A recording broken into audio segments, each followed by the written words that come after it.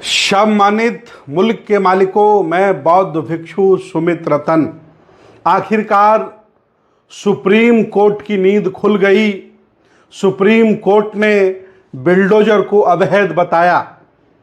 ये बात अगर सुप्रीम कोर्ट 2 साल पहले कह देता तो लगभग 10,000 घर उजड़ने से बच जाते और लगभग 50,000 लोग बर्बाद होने से बच जाते।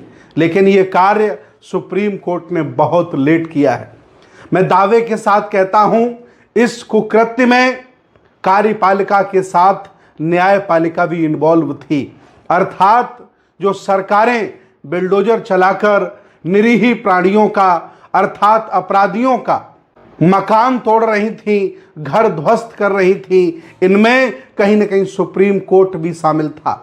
उत्तर प्रदेश में मुख्यमंत्री ने जब बिल्डोजर का सहारा लिया, सोचा कि लॉ एंड ऑर्डर सुधर जाएगा, भारत में मुझे सुशासन बाबू कहा जाएगा और मेरी वाहवाही होगी, चारों तरफ मेरी इज्जत होगी, मान सम्मान होगा। लेकिन वो भूल गए थे कि बाबा योगी इतिहास के काले पन्नों में दर्ज हो जाएंगे। बहुत लोग आए जिन्होंने बतौर मुख्यमंत्री शासन किया, प्रधानमंत्री रहे, लेकिन इतना ज़्यादा खून बहाने वाला, इतना ज़्यादा दूसरों के घर तोड़ने वाला, बेमतलब के एनकाउंटर कराने वाला, फर्जी encounter, full encounter, half encounter कराने वाला दूसरा इस प्रदेश को मुख्यमंत्री अभी तक नहीं मिला था। आदरणीय योगी जी, आप जिस छवि को सुधारने में लगे थे उससे ज़्यादा आपकी छवि बिगड़ चुकी है।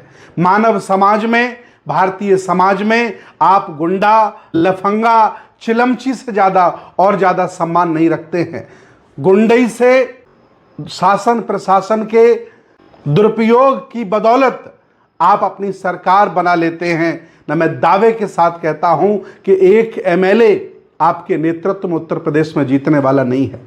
आपने बिल्डोजर चलाकर हजारों घर उजाड़े हैं, 50,000 लोगों को बेघर कर दिया है। जाने कितने लोग बिल्डोजर चलाने के बाद आत्महत्या कर लिए हैं, बेघर हो गए हैं। ये जो दुस्साहस आपने किया है, ये लोकतंत्र में राजतंत्र स्थापित करने की आपकी मंशा थी। लेकिन संविधान का भारत है ये। संविधान के भारत में सुप्रीम कोर्ट, हाई कोर्ट जिंदा है।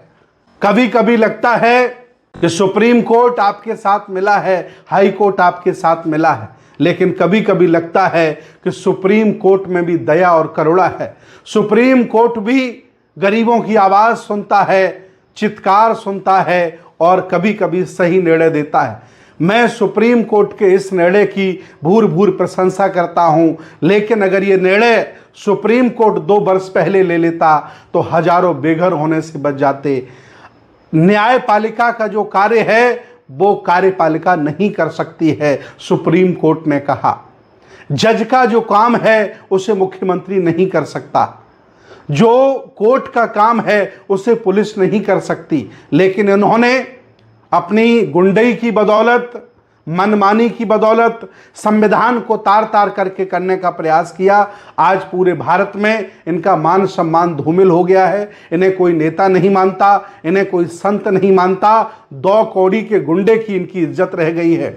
ये इसलिए क्योंकि इन्होंने संविधान को तोड़ने का, संविधान को मिटाने का और बुद्ध, अशोक, फुले, साहू, अंबेडकर के भारत को बर्बाद करने का जो बीड़ा उठाया था उस पर सुप्रीम कोर्ट ने रोक लगा दी है, लगाम लगा दी है। मैं बहुत बहुत प्रशंसा करता हूं और आगे भी निवेदन करता हूं कि कान में जो सुप्रीम कोर्ट आपके ठेंठ जम गई है उसे सरसों का तेल गर्म करके बीच बीच में डलवाते रहना, ताकि पूरे भारत में जगह जगह अत्याचार हो रहे हैं। मणिपुर में हुआ, अभी प्रयागराज में छात्रों के ऊपर हुआ, अभी जंगल काट दिए गए अडानी अंबानी के बदौलत। ऐसे कम से कम इन आवाज़ों को, गरीबों की आवाज़ों को सुनने लायक आपके ये कान बने रहें, इतनी मैं आपसे उम्मीद करता हूं कि आप बीच बीच में गर्म तेल अपने कानों में डलवाकर कानों को साफ रखोगे और सुप्रीम कोर्ट में बैठने की जो आप में काबिलियत है, जो मौका आपको मिला है, उसका सही मायने में निर्वहन करते रहोगे और इस भारत की रक्षा करोगे। बहुत बहुत धन्यवाद। बहुत